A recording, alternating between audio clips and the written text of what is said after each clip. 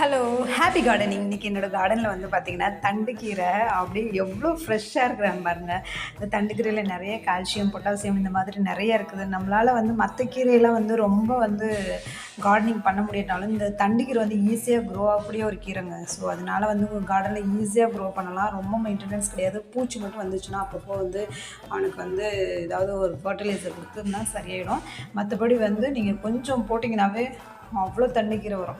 இந்த எங்க லேஅவுட்லயே பார்த்தீங்கன்னா, எங்க பார்த்தாலும் தண்டுக்கீரை இருக்கும். ஸோ, அவன் வந்து எப்படின்னா, சும்மா தானா வளருவான். அவன எடுத்துட்டு வந்து எதுலயா வச்சோம்னா வளர மாட்டானுங்க. அந்த மாரி தான்.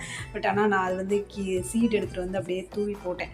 சூப்பரா வந்துட்டுருக்காங்க. நம்மளுக்கு வந்து இது எப்படின்னா, ஒரு 6 மந்த்ஸு அப்படி கூட வந்து நம்மளுக்கு அந்த கட் பண்ணி விட்டோம்னா, அது பாட்டுக்கு வளர்ந்துக்கிட்டே வந்துட்டுருக்கும். அது தண்டு கூட நல்ல சூப்பரான ஒரு பொரியல் கூட பண்ணி சாப்பிடலாம். ஸோ, கண்டிப்பா தண்டுக்கீரை ட்ரை பண்ணுங்க. Thank you.